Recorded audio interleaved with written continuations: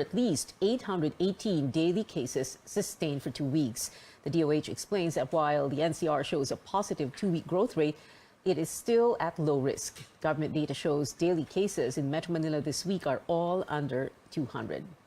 Now, despite an uptick in new COVID-19 cases, a doctors group and a private hospitals association support the government's decision to maintain alert level 1 in Metro Manila and other regions. But Tristan Odalo tells us they reiterate an appeal for people to strictly follow health protocols and get vaccinated. The Private Hospitals Association of the Philippines is not yet sounding the alarm over the slight increase in COVID-19 admissions in recent weeks. PHAPI President Dr. Jose De Grano says the situation among member hospitals remains manageable. Hindi ganun talaga tumataas, ano? Meron kaming na-admit pero the most is around siguro less than 40%. De Grano adds COVID facilities and beds are still not fully utilized. Halos konti lang ang na-ICU dito because of the yung critical symptoms or severe symptoms, and most of these patients are those na hindi talaga nabakunahan. While private hospitals are ready for a possible influx of COVID-19 patients, they are now facing 3 challenges: unsettled PhilHealth claims, lack of manpower due to the resignation of healthcare workers including nurses, and unpaid COVID-19 allowance. We will come to a point na siguro maubusan kami ng nurses. Kung talagang wala na kaming healthcare workers to manage these patients, we will be forced to limit the admissions. The Philippine College of Physicians also favors placing Metro Manila under Alert Level 1 status for now, but it appeals to the public to strictly follow health protocols and get vaccinated. Nakita nyo na po ang epekto ng COVID-19 vaccination. Wala akong basihan yung sinasabi at naririnig ninyo sa iba na pwede kayong maging zombie. Nakita nyo naman, hindi naman nung nagkaroon ng zombie dito sa ating bansa. Research group OCTA also sees no immediate need to raise the alert level in the region, saying the rise in new cases will not yet strain the healthcare system. So we're projecting perhaps a few hundred cases at the peak of the surge in Metro Manila, which would not really affect the healthcare too much. As of June 15, the COVID-19 tracker shows hospital bed occupancy at 18%. That's 5,457 hospital beds occupied out of over 30,000. 15% or 463 ICU beds nationwide are also being utilized, while 60% of hospitals in the country are still well under the safe occupancy rate. The Health Department adds that Metro Manila is still at low-risk classification. The department adds as long as severe and critical hospital admissions remain low, a shift to a higher level is unlikely. Tristan Odalo, CNN Philippines. An employers group is against the potential escalation of the alert level in Metro Manila, even with rising infections. The Employers Confederation of the Philippines says this will only hamper economic recovery. It notes workers will be the most affected if the government reimposes the stricter alert level 2. Bakit tayo nag-uusap ng level 2? Dapat asikasuhin, huwag ma-overwhelm ang hospital natin dahil puno sila ng mga ibang non-COVID patient ngayon. Pag nagkaroon ng little surge, baka magkakaroon ka ng problema na naman sa hospital. Yun ang sinasabi namin, asikasuhin. Huwag yung ipapasa na naman sa economy tsaka sa mga tao na mawala ng trabaho ang problema. The Interior Department is giving Cebu Governor Gwen Garcia until this weekend to change her ordinance on the optional mask wearing outdoors. But Secretary Eduardo Año did not say what exactly is going to happen if the provincial government stands its ground. Año maintains Cebu has overstepped its authority. I'm consulting with my legal team and hindi pa namin i-announce ngayon. We'll just do what is legal and what is commensurate to that particular kind of action of the Cebu provincial government. It's beyond their powers to supersede, to counter, to contradict a national statute. News overseas now. China's capital, Beijing, has extended the mandatory mass testing in its most populous district. Chaoyang, home to 3.5 million people, will conduct testing each day for the next 3 days. This in response to the apparent outbreak linked to a popular bar. 63 people were found positive for COVID-19. The Chinese government admits facing challenges in reviving its economy following extensive lockdowns. Retail sales are down by 6.5% in May compared to last year, while the youth employment rate hits a record high of 18.4%. Over in the United States, the Food and Drug Administration Advisory Panel supports the COVID-19 vaccination of children as young as 6 months. All 21 advisors voted in favor of expanding the emergency permit of Pfizer and Moderna to include kids up to 5 years old. The U.S. FDA follows the decision of the panel in most cases. A study finds there could be limits to the effectiveness of Pfizer's COVID-19 pill Paxlovid. While the antiviral drug helps protect high-risk patients, the same cannot be said for those who are at low or moderate risk. The findings were based on 1,100 standard risk adults. Pfizer says nearly half the global population is at high risk for COVID-19. To address the growing needs of the growing cycling community and help riders in emergency situations, Metro Manila authorities open a motorcycle and bicycle repair station along EDSA. Our George Quiles will tell us what a bikers group thinks about this new support hub. Cyclist Lian Centura's tire went flat along Shaw Boulevard in Mandaluyong City. With no vulcanizing shop nearby, he planned to walk with his bike to find one. Luckily, a fellow biker passing by offered assistance. Kapag mga ganito, boss, malayo kami sa nasa wala kami makunan. Alam mong may dala ka, tulungan mo yung kasama mong siklista. Para hindi naman po siya kawawa. Kasi alam ko malayo po kasi vulcanizing, dun pa po eh. To help bikers and even riders facing similar problems, the MMDA has opened a repair station at the ground level of Quezon Avenue flyover on EDSA. More of these will be put up in strategic areas of major thoroughfares in the coming days. Ito po ay may basic tools. Meron din po tayong pang-vulcanize kung sakali pong sila ay mapaflatan. Ito po ay libre. Maglalagay po tayo ng tao na trained para po mag-assist. Ira Cruz of the group Move As One Coalition says there are other key issues that also need to be resolved. Among them are the safety of bike lanes and awareness of motorists on road sharing. It's also about the quality of those bike lanes. Need to be permanently protected from motorists. That goes hand in hand with the lack of education of motorists in terms of how to share the road with other road users. Cruz says he personally experienced being cut off, beeped at, and yelled at by motorists even while on the bike lane. And with more recklessness, accidents are inevitable. Based on MMDA data, of the 918 reported accidents, at least 12 people have died due to bicycle-related road crashes from January to May this year. That's an indication of why a lot of people are getting discouraged to consider biking. Kaya nga po kami dito sa MMDA, ang una po naming advocacy ay i-educate yung ating mga siklista, lalong-lalo na po sa proper gears. Kailangan din po mag-helmet sila. Sa gabi, kailangan meron pong mga ilaw or senyas sila sa kanilang katawan para po sila ay madaling makita. Meanwhile, the MMDA says with the surging prices of oil, the number of vehicles plying EDSA is going down. From 417,000 vehicles on May 5, it's down to 392,000 last June 9. The MMDA says for now, there's no need to expand existing 5 to 8 p.m. number coding scheme.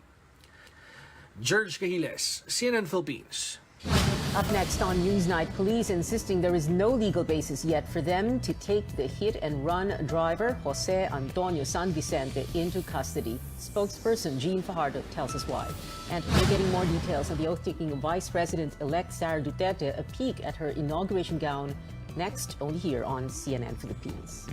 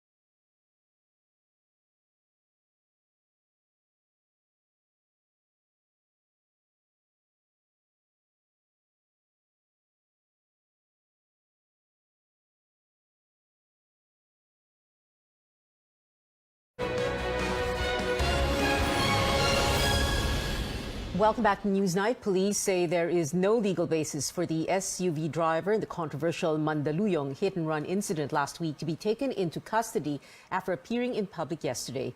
PNP spokesperson Colonel Jean Fajardo explains Jose Antonio San Vicente was allowed to go home after holding a media briefing at Camp Crame, as there is no arrest warrant against him. Fajardo adds only a court can order his arrest. Nasa poder na po ng prosecutor's office kung ano po ang magiging desisyon sa kanya. Kung magkakaroon po ng finding ng probable cause, ay magsasampa po ng information sa korte po ang ating mga prosecutors. San Vicente is facing complaints of frustrated murder and abandonment of one's own victim for hitting and running over a security guard in Ortigas Center on June 6.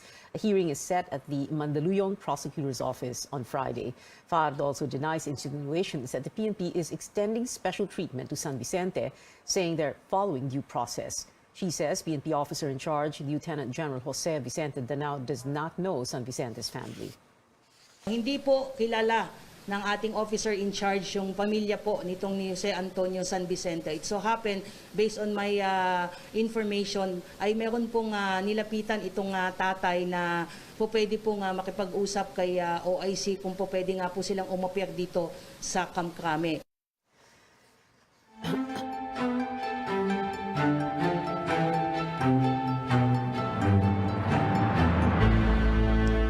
The Interior Department is looking into an alleged plot to embarrass President-elect Ferdinand Bongbong Marcos. Former Senator Juan Ponce Enrile claimed certain groups in the Philippines and the U.S. are working together to tarnish Marcos's reputation. DILG Secretary Eduardo Año sees the Communist Party of the Philippines and the New People's Army as possible suspects. We are validating the information. The intelligence community is into it. What we can surmise, the CPP and PA and its cohorts are actually have the intent to cause embarrassment to President-elect Bongbong Marcos. No? Kasi itong mga kaliwang grupo na to, right from the start, kahit sino mo po presidente, palaging ganun yung kanilang ginagawa. We will not allow any group to what you call conduct any nefarious activities, much more to discredit the incoming administration.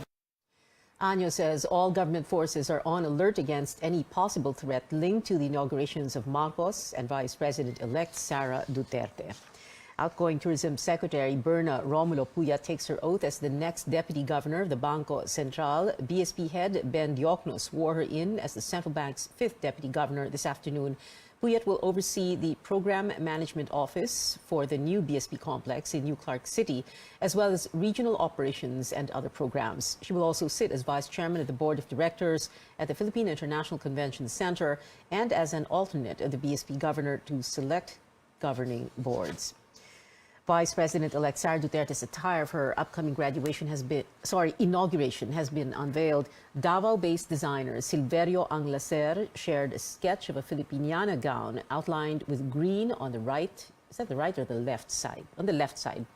Duterte will take her oath this weekend ahead of the inauguration of President-elect Marcos on June 30. Stay tuned to CNN Philippines for the special coverage of the inauguration of Vice President-elect Duterte in Davao City. We will bring that to you live as it happens this Sunday, June 19th. Don't miss also our documentary Inday Sara, the Vice President, and our pre-inauguration special hosted by senior anchor Rico Hizon from 3 p.m. onwards.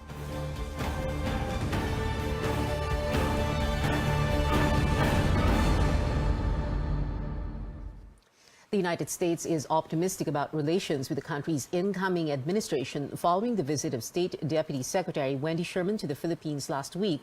Tristan Adalo returns to explain why. Recalibrating the Enhanced Defense Cooperation Agreement or EDCA and the Visiting Forces Agreement or VFA with the United States amid a changing geopolitical situation and a Philippine administration in transition. This is among the key recommendations from a review conducted by the Hawaii-based nonprofit institution East-West Center on the 75 years of Philippine-U.S. relations. The U.S.-funded center likewise looked back at the Philippine-U.S. partnership in terms of trade, investment, aid, and people-to-people relations. Although the challenges that we face today are different than they were 75 years ago, our two countries are still working side by side. Recalibrate our security and alliance partnership.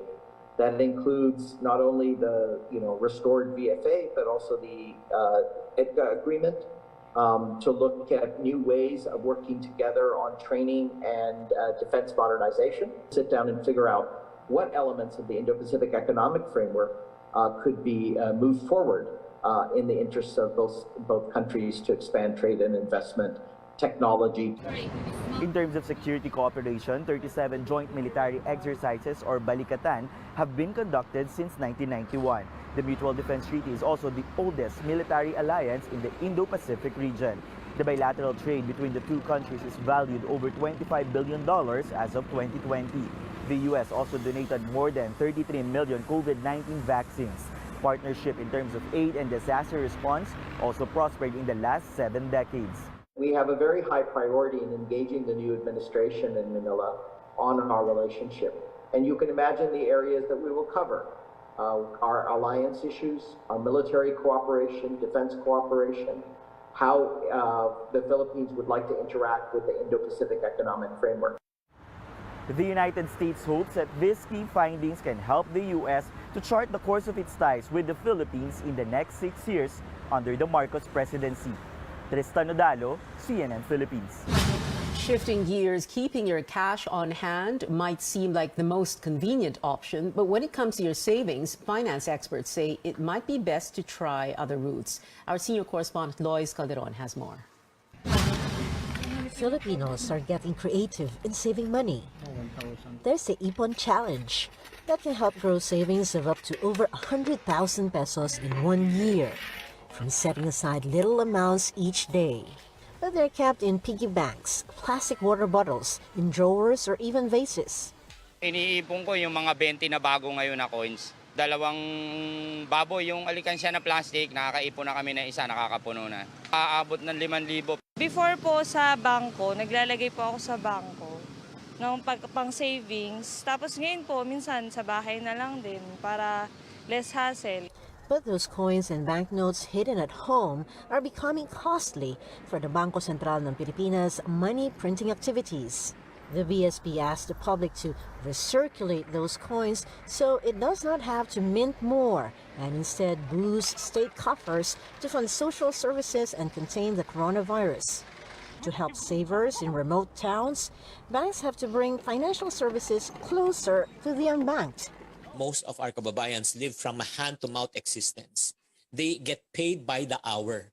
The moment they go to the bank, they line up and they waste 2 to 3 hours. They feel a kind of intimidated because they're wearing shorts, slippers. When building wealth, time becomes an enemy. 1 year of locking coins and notes in a piggy bank makes your money lose its value as gasoline and food prices become more expensive. Here's the proposition of wealth coaches. Free up those coins and deposit them with banks. Banks pay interest rates for savings, so you grow your money over time. E-banking or electronic bank are more creative. Some banks right now offer 6% interest per annum. They can afford to give that 6% is because, number one, they don't have any fiscal setup. There are other upsides to keeping your money in the bank. Your notes will be updated. We tend to change the look of our money. There's an insurance for deposits, 500,000 per depositor. But because you make very little profit from time deposits, consider other investments. The list is long. Stocks, real estate investment trusts, REITs, bonds or fixed income, unit investment trust, and mutual funds. These are highly volatile instruments and you must be prepared to take the loss. Take the loss and face the consequences. Or be your own boss. Start your own business, because once you start your own business, you can easily make 20% per transaction to 50% profit. It is higher compared to the bank. The bottom line, set financial goals, weigh the risk, and get expert advice. Because money multiplies only when in good hands. Lois Calderon, CNN, Philippines. When we return, the PBA Press Corps' Comeback Player of the Year and Game of the Season have been announced. And the BTS member sets things straight, saying the group will continue working together and are not breaking up. Details next on Newsnight.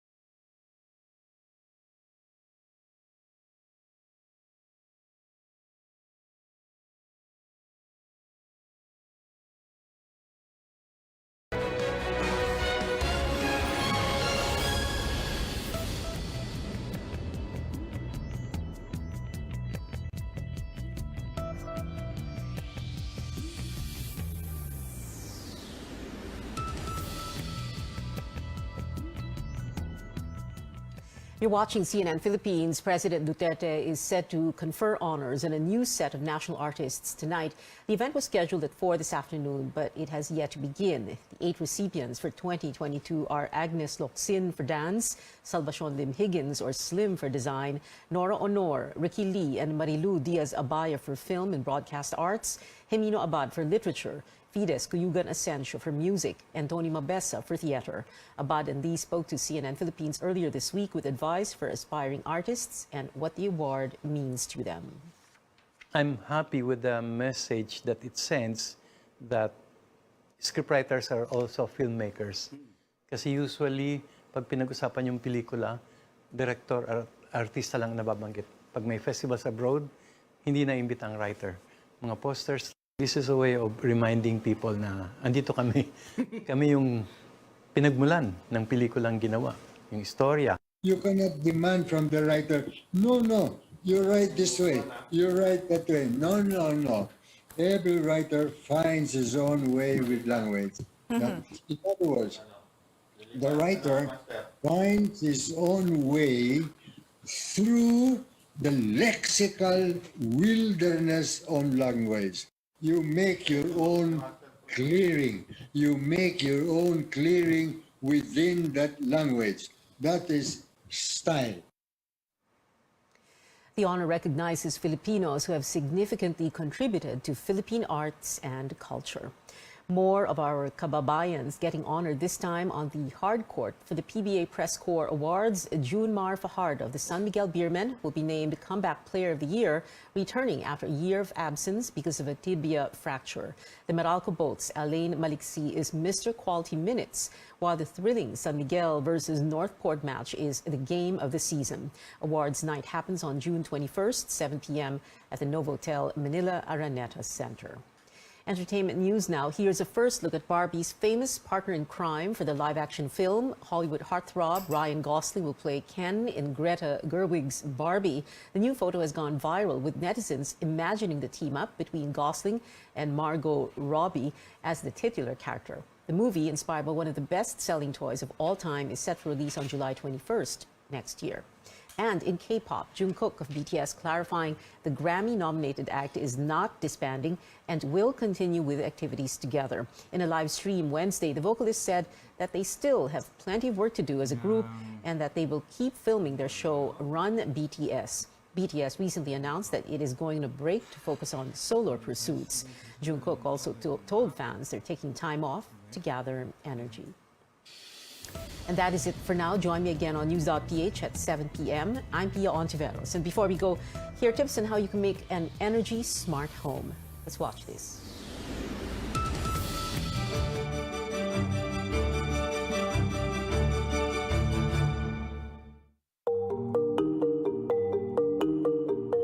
Typical na paggamit ng Pilipino. Unang-una, pag tulog pa lang, gumagamit siya ng energy, kadalasan electric fan, aircon. Pagdating sa opisina, bukas ng computer or bukas ng ilaw. Tigil yan sa lunchtime. After ng lunch, sisipa ulit yan. May pataas pagbaba, no? Pag bumababa kadalasan yung ating kuryente, tumataas naman yung ating gasoline diesel. Yung smart home, yun yung kino-combine natin, yung energy technology sa information communication technology. So, nandiyan yung strategiya nating energy efficiency plus renewable energy plus ICT. Pinaka-benepisyo ng energy efficiency through this information communication technology tulad ng smart home or smart apps, nakakatulong ito sa pagproteksyon sa ating planeta for the future generation also. Solar is a form of renewable energy, and it makes a home or business more self-sufficient. So if you have solar on your rooftop, you would use less of the electricity. For every kilowatt you install, you save about 1,500 pesos a month in your electric bill. And with a program called net metering, if you have excess power or excess energy from your solar, you could sell it to the utility for evening use credits. An energy service company, by definition of law, is a provider of end-to-end solution that seeks to enable consumers of energy, especially large users of electricity and other forms of energy, to help them become efficient in how they use energy. Nowadays, maraming nagpapatayo ng bahay na they really want to incorporate na they will have an energy efficiency. So basically, we need to start with the design of your building. For instance, you have to make sure that you have the design that has ample light. It can accommodate as much as daylight as possible. One must also consider buying home appliances that have a high energy efficiency rating or yung may mataas na EER. For instance, you should invest on inverter-based appliances. One more thing, you should also invest on bulbs. So the lower wattage like LED bulbs instead of incandescent or fluorescent lamps. You have to consider that you have to choose those things. We are one with DOE now. We want them to have implement in their houses the energy efficiency as a way of life. When you talk of energy efficiency, it doesn't only talk of electricity per se. Pwede rin natin i-consider dyan yung mga consumption ng mga fuel natin.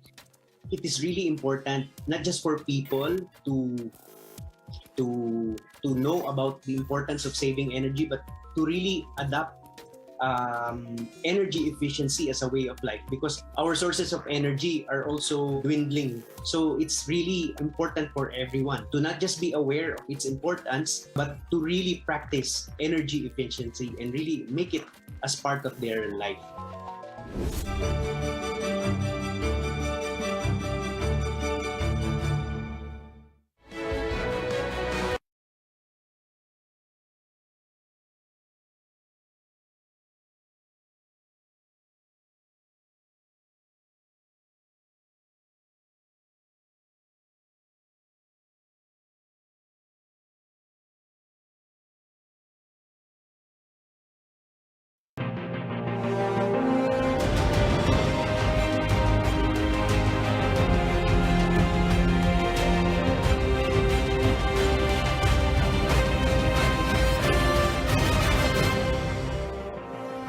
This is Politics as Usual. I'm Pia Ontiveros. In her first public appearance since yesterday's elections, Vice President Leni Robredo makes an appeal to fellow Bicolanos and supporters as the partial unofficial tally for the presidential race nears 100%. Our Anjo Alimario is in Naga City. Anjo, what did Robredo say? Accept the final result of the elections. Pia, that's the appeal of Vice President Leni Robredo to her fellow Bicolanos as they fill the Naga Metropolitan Cathedral tonight. And as she was explaining to them, she said she says that through acceptance, a bigger strength may come in to unite themselves. Speaking in Bicolano, Robredo points out that there will be bigger fights and it doesn't end with the elections. She says the fight was not only to win, but be part of a better government. Interestingly, she notes she doesn't consider this as a loss because they have achieved many things during the election season. On reported irregularities during yesterday's polls, she says they're currently consulting with experts to study these allegations being spread online and on social media, and once done, they will share the results to the public. Now, if there's a silver lining in all of this, she says she will have more time to come home in Camarines Sur.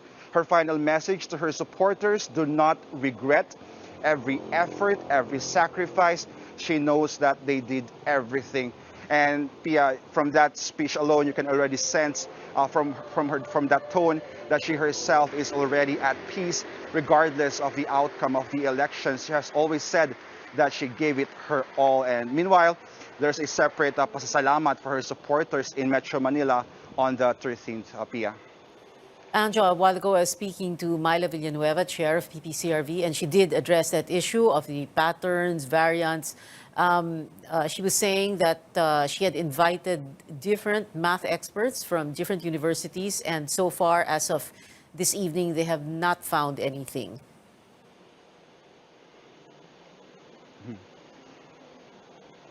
Well, that's interesting, Pia, and I don't know if that's the same experts that the Robredo camp has been consulting with, but definitely we will relay that information to them, and as to how soon will they release that result of their so-called consultation with these experts to really verify, to vet all these allegations spreading, of course, on social media. Of course, Robredo already appealing to her supporters to accept the result of the elections.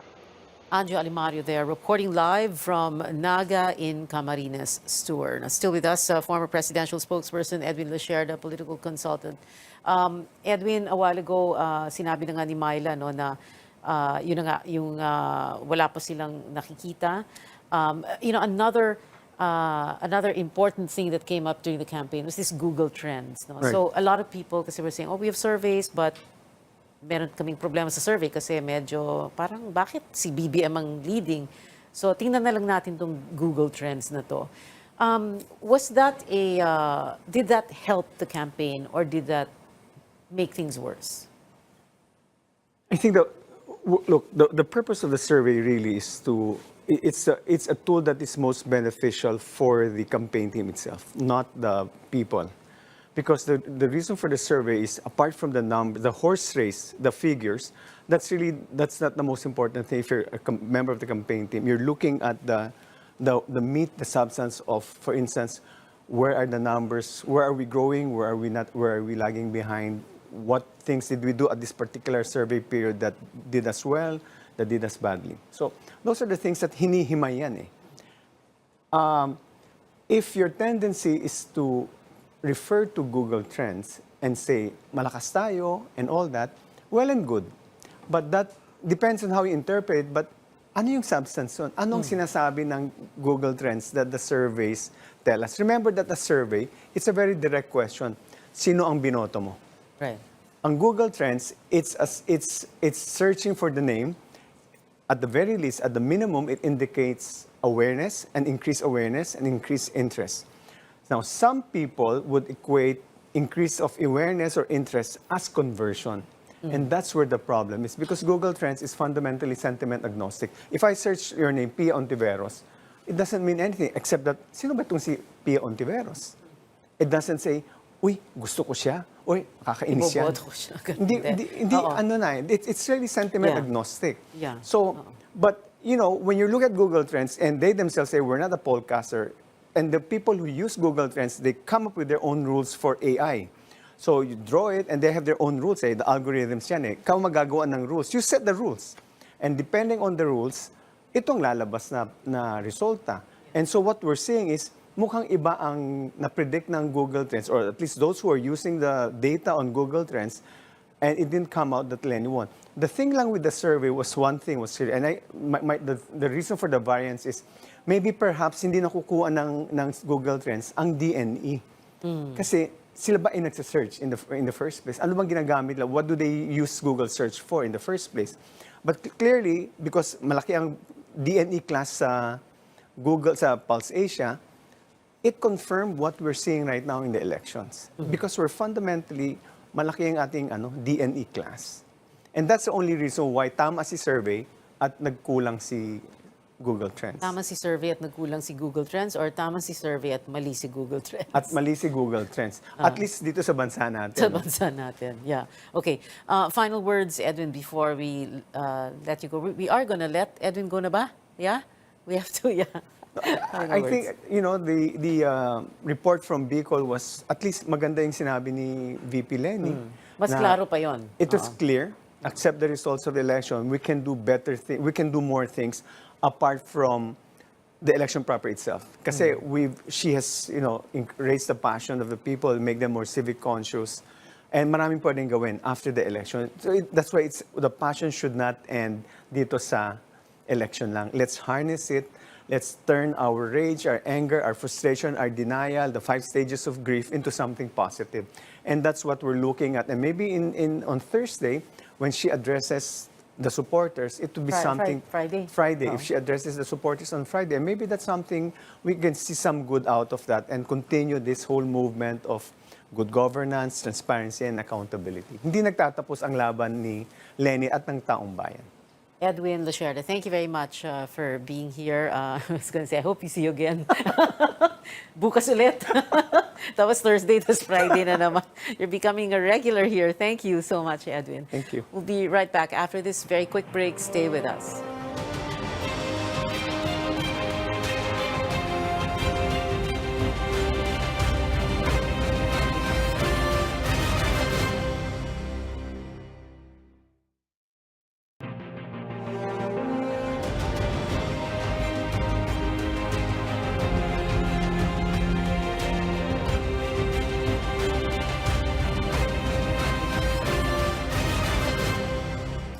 Welcome back to Politics as Usual. I'm Pia Ontiveros. It is the day after May 9, 2022. Here to give us more insights on the Marcos Duterte campaign is a political consultant and former advertising bigwig, advertising executive Greg Garcia.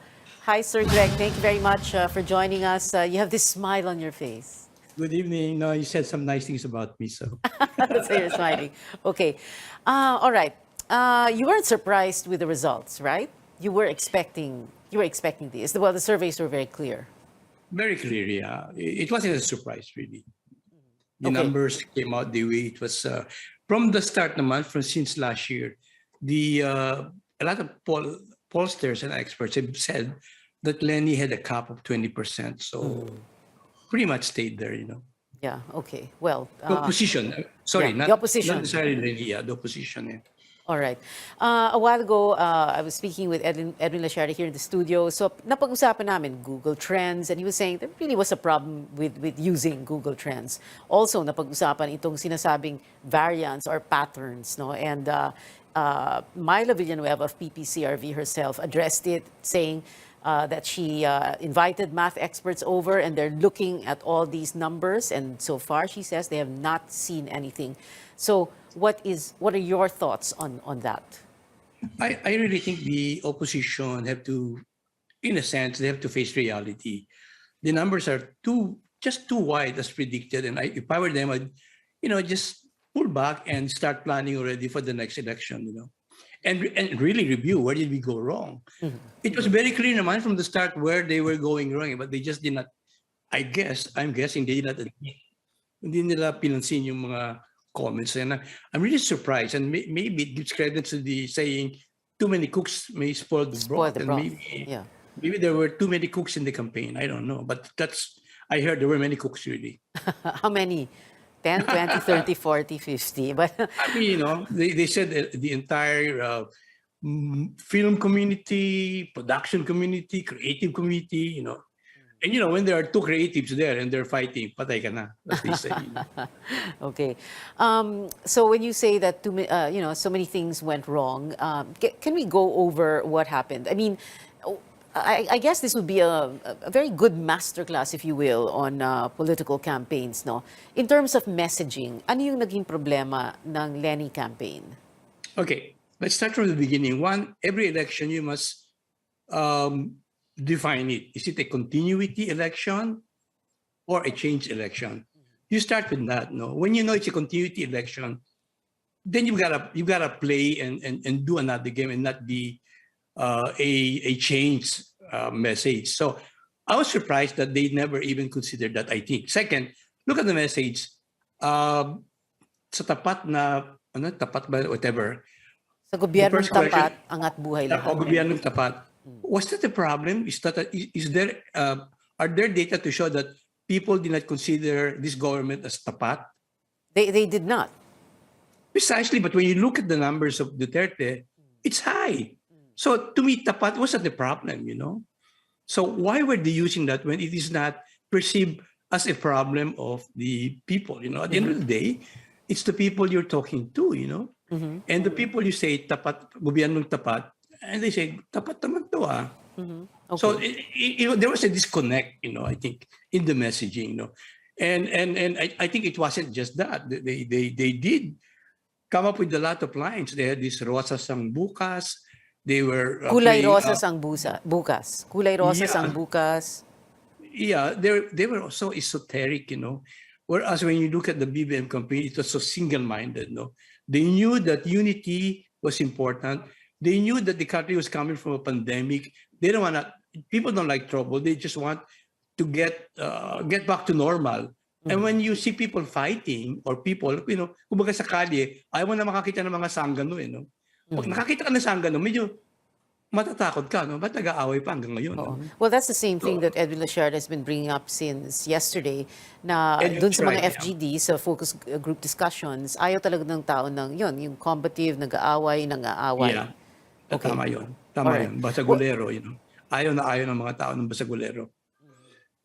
So, to me, and then to me personally, from a, just a perspective of communications, when you say, when you impose a color and you impose lines like tayo, kakampi tayo, you are really being exclusive. Mm-hmm. And you just kind of kick out the other people or not you, Sabi ko nga, and I hope this is not taken negatively, it reminds me of the Kluk-Kluklan, Oh my goodness. I know, don't take it negatively. Ang dami magagalit sa inyo, Sir Greg. No, that's right. Don't get angry. I'm not saying you are. Yeah. I'm just saying psychologically, it's a clique, Uh-huh. They define themselves as a clique. Sorry if it was a harsh description, but I think, just to make it clear, that's how it comes out in terms of communications, Mm-hmm. You just cannot, you have to be all inclusive. It can't be exclusive.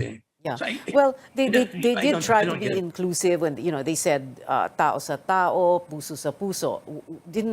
Wasn't that working? Words are great, but you are judged by your action, Just like in any piece of advertising, you may say it, but it's not resonating because they don't see that. It's like a product promising something but not delivering. So it's not gonna work. There's got to be some synergy between the advertising and the product, whatever it is that you want them to get out of the messaging that you have. So I really think, in a sense, sayang talaga could have been a better fight, as they kumbaga sa boxing. Could have been a closer fight. But I really think they did not go out of their way to try to convert people. I think Edwin Lacerda said that earlier. You've got to go out, convert people. The first question you should ask is, if we are 20%, where will our votes come from? Obviously, it will come from the BBM votes. So therefore, you have to court the BBM voters. Well, How do you do that is what they try to do, Sir Greg, hindi ba? Ang sabi nga nila, they need to educate BBM voters para malaman nila what was wrong with martial law, etc. There you go. The opening line pala, I will educate you, is already a turn off, I think they should have been more sensitive to the feelings of people. Sabi ko nga, if I were to really, if I can turn back the hands of time, I would have taken up anthropology in college. It gives you a better understanding of people talaga and the culture. You cannot communicate from your point of view. It is always to be from the point of view of the person you're talking to. I think they were communicating from their own point of view, believing that everybody was like them. It's so difficult if you make a conclusion that everybody should be like me. That's fatal. We say everybody should think like me. It's not. People don't think like you. And in this world of this election, only 20% of people had the same kind of thinking. You have to get the votes from somewhere else. They should have been more sensitive to the feelings of the people who are for BBM, because these are the people that they would have converted sana to go to the lead camp. Thank you so much for being with us tonight, Sir Greg Garcia, political consultant and advertising executive, advertising bigwig. Salamat, Sir Greg. Bongbong Marcos has yet to claim victory in the presidential race. That's despite his huge lead against his rival, VP Leni Robredo. Our correspondent Rex Remigio is at the Marcos campaign headquarters here in Mandaluyong City. Rex, why is Mr. Marcos not claiming victory yet? Well, what happened in the 2016 vice presidential elections has something to do with how they see things now. Marcos was leading at least by a small margin at a time when suddenly Robredo overtook him in the race. They have been insisting that they were cheated, which led to their electoral protest that lasted for 5 years. But critics are pointing out to the Supreme Court junking his poll protest. That's why this time the Marcos camp wants to be really sure, and they're urging their supporters to be more vigilant since the official canvassing of votes has yet to start. Hindi pa tapos ang bilangan. Marami nang nagsasabi na tapos na, pero hindi pa talaga. Antayin natin hanggang talagang maliwanag, mag 100% ng pagbilang. Hanggat tayo ay mag-celebrate o mag-isip na tapos na. The Marcos camp isn't saying where he is right now or what his plans are. Until now, we're just outside of the campaign headquarters. The Marcos camp says there's no more possible press conference tonight. As you can see, some supporters are just staying outside the campaign headquarters beside the southbound lane of EDSA. Some supporters are urging motorists to show their support by honking their horns. Others are dancing and singing songs related to the Marcos campaign, like the OPM classic Umagang Kay Ganda, which is often played right before Marcos speaks in campaign rallies, or Ang Bagong Lipunan, which is the anthem of the martial law era. We spoke to some supporters of BBM who went here. Some are loyalists since his father's regime. Others, meanwhile, were once anti-Marcos. One said she was enlightened through modern sources of information. Sinabi naman ng mga professor ko, hindi naman totoo. Kasi wala naman nagpapatunayan na guilty si Marcos, di ba? Siyempre, nag-research ako sa YouTube. Huwag niyo sasabihin na magnanako ang Marcos. Kasi ang Marcos maraming pera mula noon. Critics have been pointing out there are court decisions that prove otherwise. The camp, meanwhile, also welcomes the COMELEC and Bank's decision to dismiss all motions for reconsideration on the disqualification cases against Marcos. Rodriguez says they always believe the poll body will stay true to its mandate. For the anti-BBM parties, there's no giving up yet until they exhaust all legal remedies. Back to you, Pia. Rex, just one question. No indications yet as to cabinet appointments, especially, and this is something that Edwin Lacharte and I were talking about earlier, the very crucial economic team. So far, none at all. We've asked them many times about it, but he's really mum about it. Although he said that he's willing to work with anyone, just to be stay in line with their value of unity. Although at some point he also mentioned that he also prefers to work with someone whom he has a working experience in the past. Pia. Rex Remigio there reporting from the Marcos campaign headquarters in Mandaluyong. Don't go anywhere after this break. This is Politics as Usual.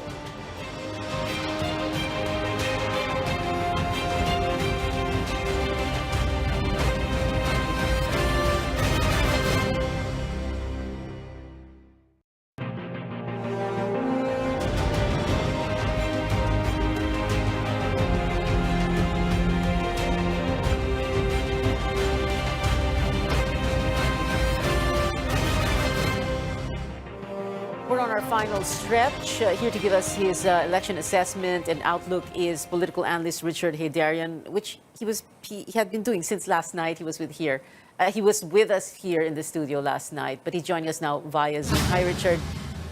Hello. How are you? I'm still processing things. You're still processing long things. Hours. Processing things. You mean it's still sinking into you now? Not at all. No. I'm done with the You're done. sinking in part.